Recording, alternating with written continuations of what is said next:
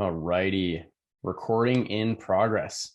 So, Katie, first of all, thank you so much for joining today. I am super excited to talk about what you're working on and just like give everybody kind of the video version of your Impact Alliance bio, basically. So, what I've been doing, if it works for you, is reading what you've written in your Alliance bio and then just allowing you to kind of open up and go from there. Does that work? All right. It was long, so I'll settle in. No, it's pretty quick. Let's see how quick I can do it. Timer, Right. start. You say, I've just launched Reconnect and Rethink virtual and in-person experience as a space for people to connect around redesigning, not tweaking, systems so they work better for people and planet. Message you to join the free private Facebook group. You also posted about this in the Alliance, and I checked out the website. I am personally really excited and will be signing up to attend the Wednesday sessions. But yeah, would love to have you start off by giving us a sense of like what is ReThink ReConnect and what made you start it. Yeah, so it's designed because our systems are broken.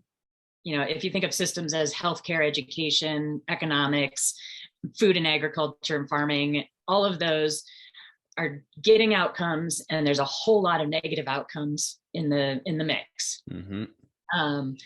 And we operate in silos. So whether we're in a business and having our organizational budgets, you know, created in silos, and by the way, super short term, you know, 2-3 years max, you know, an occasional outlier going 10 years forward, but we're not looking at downstream impacts. We're not looking at across sector impacts. You know, I grew up in the healthcare space, and we were constantly seeing, you know, just a real simple, superficial example, the outcomes of our food and farming investments from the federal level, right? So we still subsidize corn. We still subsidize corn. Like, it's just an antiquated subsidy. Why is it antiquated, by the way, to somebody who's not familiar with that? Well, we used to, there was the reason we did it initially was to increase production. And I think, I don't know the full history, and maybe I shouldn't even speak to it, but there was a rationale when it was put into place. That rationale no longer exists. And yet we haven't pulled that out. And we are way now overproducing corn. There's, I see. You know, we have piles of it. And there's lots of other things maybe we would want to subsidize instead. Right. But so anyway, so we operate in silos, and our systems are hurting people and are hurting our planet in pretty major ways. But we don't have a way to fix it. So this is a space for people from all across all industries, from across all demographics, across all age groups, to come together and kind of get away from our day-to-day grind and talk through like what's happening in each of these sectors, and how might we, from where we stand, make an impact on really rethinking and redesigning, starting from scratch maybe, and looking at models. There's some magical things happening around the world that are like completely outside the system, and they're working, but they just haven't grown. And so we're going to look at a number of those examples and say, you know, why aren't they expanding? Because we know they work. And let's fix those things. And whether it's a parent, you know, simply maybe, you know, reading different books with their kids at home. And maybe that's the change, right? Like, that's a big change in how kids are raised. And my kids are reading a lot more books that have, you know, people that aren't light-skinned and from our demographic, right? So they're going to grow up with different frames of reference. Mm-hmm. They play the brain game. So we actually build a brain, and we talk about how neurons connect. My kids are 8 and 5, and they will tell you like how our neurons connect and get hardwired either through trauma or through, you know, positive, compassionate things happening in our lives. And so they are approaching their world in a different way. They know when they're linking those neurons, which is an important point also across all these sector conversations. there's this foundational piece around trauma science.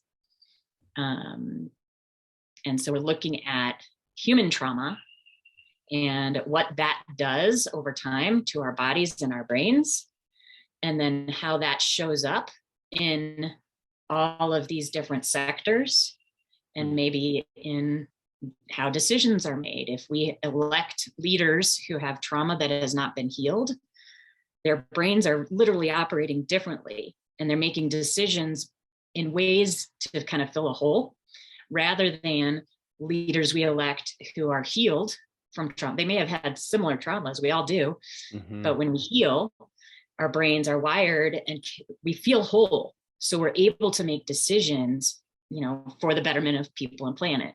And so we talk about kind of those underlying, you know, factors that connect trauma science into all of the policy and systems, which is a long-winded way to explain it. The last little piece I'll add is just that there's two ways that people can experience it. You mentioned the Wednesday Zoom calls. So for 90 minutes, a Wednesday for 6 weeks, we talk about these things on a Zoom call. We do it in cohorts of 6 people, so that it's pretty intimate. You get to know each other. And then we have a longer lasting, right now it's in the form of a Facebook group to keep the conversation going. And then I have an in-person experience that's a full week.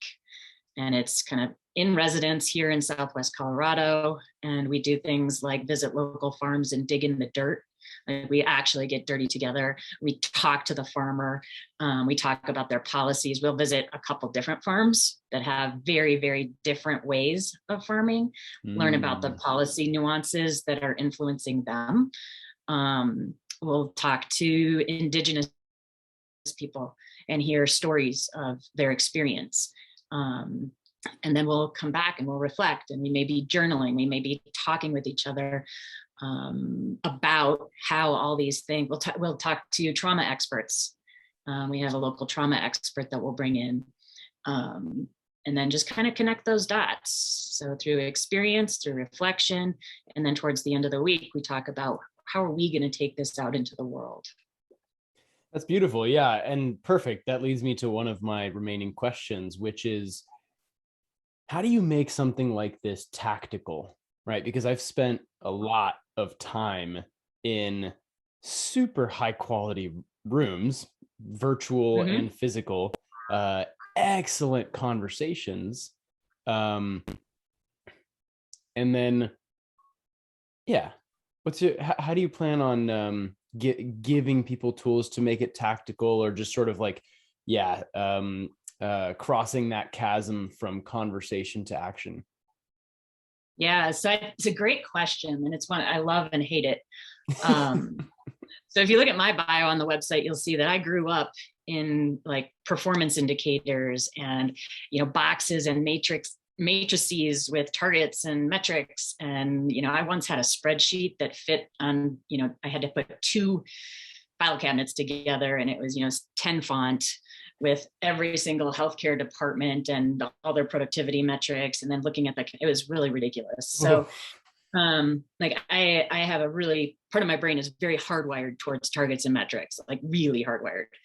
And then it's also really hardwired into process improvement. So healthcare does a nice job these days of teaching you value stream analysis and Six Sigma and process improvement.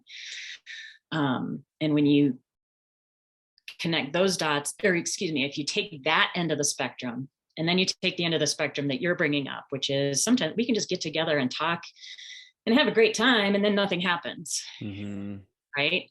So how do we find a middle ground?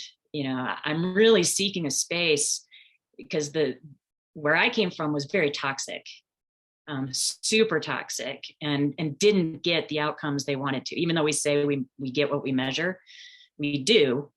And we don't allow enough flexibility and innovation in those measurements. So I think we're going to kind of figure it out as we go. But each week, or at the end of the Zoom sessions, the conversation will be around what's my commitment.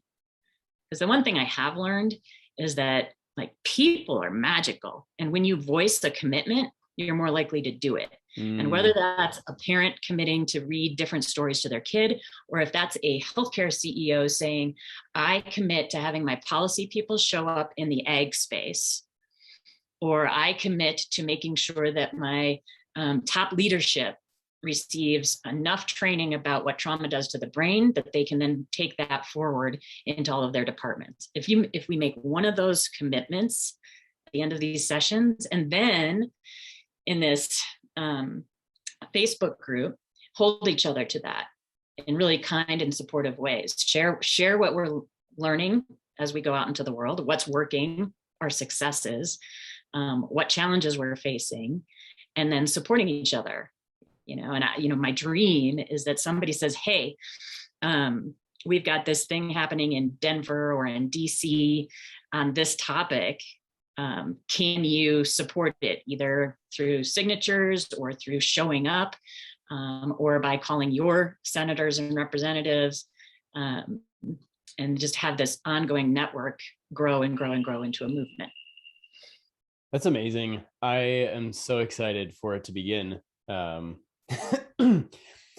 So my other questions to you may be related enough that I'll ask them together, but then if I need to repeat one, that's totally cool. Why did you start this? Like, you've kind of answered it, but I am curious to get back into, like, was there a moment where you decided, like, I need to do it this way? And who do you think benefits, who do you think is like the best fit? Because you mentioned this is across all industries, all demographics, but do you find that there's sort of somebody who's like a best fit for these? Yeah, I'll start with your second question because it's pretty quick. We did some kind of informal market testing, and I kind of sent out early versions of this to different kind of demographics. And it was fascinating because I really thought, there'd be certain demographics or industries or roles that would be more interested in it. And it turned out that there was almost zero connection between who said, oh my gosh, this is magic, I want to do it today, versus who said, I don't get it. And it really was those two ends of the spectrum. So I'm going into this fully aware that there are lots of people who will say, I don't get it. Like, I want to do I live in this system and it's too hard for me my brain doesn't go over here. Mm-hmm. And there's other people who are like craving some way to break these silos and do something different. So I think it's really just the people who get it and feel like it would be an amazing, and it's been all ages. It's been, although I will say the elder generation is less excited about it. Okay. And the youth and the younger kind of mid generations are more, that's one area where I have seen a little bit of difference. So that why I started it, it was pandemic related. So my work shifted, dramatically. All of my, I'm like a program manager. So if communities want to do something and there's nobody whose job it is to do that collaborative thing, they hire me as a consultant, and it's all in person. Okay. And so that all went away. So I had time, and I had some privilege that I had some savings. I was like I said, I was a healthcare wonk for a while, and that padded my bank account and gave us some flexibility to make it, to survive the pandemic without having to, scramble like many, many, many others. And the kids were home, and I was trying to teach them at home. And I quickly learned kids don't learn by being taught. That's a whole nother pillar of the work, is our education system. That's right. Which I won't go into unless you have time now, but we can deal with it. But I had these observations, like all of a sudden I gave up teaching and they came alive, right? And I live on a farm now, and I didn't grow up on a farm. I'm learning, this is brand new. And so I'm learning about weeds, and I'm learning about soil, and I'm learning about time, and I'm learning about, being more connected to the world just generally, and slowing, like I've had people, I live in rural Colorado, And, I'm having more friends who have Indigenous backgrounds who are like, Katie, just slow the F down, like step back, observe. So I'm having these lessons, right? And then I came off of a job that was 3 years listening in community to all sorts of groups that have experienced trauma and all the trauma scientists and experts. So I have that as a lens coming into it. And I said, I'm not healthy. Like, I work all the time. There is not a moment in my day to pause. And all of a sudden I have this gift to pause. Like, if I could do anything with my time, what would I want to do? And, the answer really was like, I want to spend time talking about what really matters with other people who care about what matters, and then do something about it and do it in mass and have like a whole movement doing this, and find out like there's so much that so many of us are involved with that doesn't work. And then you start looking around and you find all these little pockets of magic, of things people are doing that does work, like what you guys are doing, right? You're bringing together all these things that are these little pockets of magic. And let's expose more people to that. But do it in a way that you can step away. Like, I don't want to be in the rat race. I don't want to be in another meeting that has an agenda that is, 5 minutes on this, 20 minutes on that, 25 minutes on this. I've been the facilitator that says, okay, we got to move on. Like, I'm done with those. I want to be in space where we actually connect, and then we actually move out in the world and do something. I love that. That's interesting because there is value in certain settings to having a stricter agenda. But perhaps not for conversations that are like you said, when you're talking about systemic change, when you're talking about big stuff, as opposed to like, I don't know, what brand of cereal are we going to stock the it's a bad example, but I know what you mean about sort of allowing the conversations to build more naturally and to take the time that they take. Yeah. And with purpose, right? Like, not just to ramble on, but have a container. Yeah. Totally. Well, I hope that everyone who watches this signs up, because one thing that I'll mention on your behalf that I think is awesome that you're doing with ReThink ReConnect is that you are making it financially accessible, very financially accessible. So the lowest tier that I saw on there was $6, and then it goes up from there according to what you're willing and able to budget for it. So it goes to like 60, and then 100, and then beyond that for the full series, right? Yep, that's for the virtual series. Yeah. And then we have the in-person series is more expensive, and we're looking for sponsors to help bring that cost down so that can become more equitable in terms of participation, because it matters. It's going to be a better program if we can do that. That's right. Yeah, I love that you are designing it that way, because it is a better program. Things are better when we allow people, when cost isn't the only gate. Like there has to be friction to getting in. It can't just be anybody. There has to be some kind of friction to getting in to sort of filter for passion and seriousness. But if the seriousness fee is always financial, it always leaves some people out. So I've always been a huge fan of finding ways around that. And then I will also say that behind the scenes, these farmers and others that we're engaging are going to be paid a very, very marketable rate. So the price on the in-person experience reflects an investment in our local rural community to create jobs. That's amazing. Intentionally. to support people who are producing producing real assets, like necessary, assets that don't lose value in a recession, that don't depend on okay. And an Indigenous person telling their story, there's like emotional energy that's coming into that, in addition to the story and the content. So there's a high value.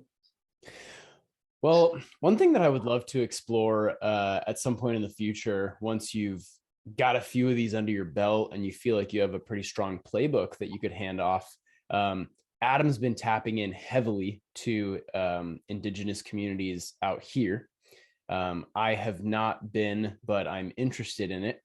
And I think that the model that you're developing could be like, I could see it as a playbook, and I could see you allowing passionate leaders in other parts of the country, other parts of the world, basically handing it off and saying, hey, like, you want to run your own ReThink and ReConnect Yes, sessions in your local areas. Here's exactly how to do it. absolutely. Yeah. I mean, the whole goal is to share what works and expand it as a movement. So yes, absolutely. I love that. Well, Katie, thank you so much for your time. Is there anything more that you would like to include in this recording? No, just a huge thank you to all of you. I mean, this Impact Alliance, I look forward to seeing it grow. I appreciate the investment that you all have put into it, and the responsiveness you have to those of us participating. So it's fun to get to know the network.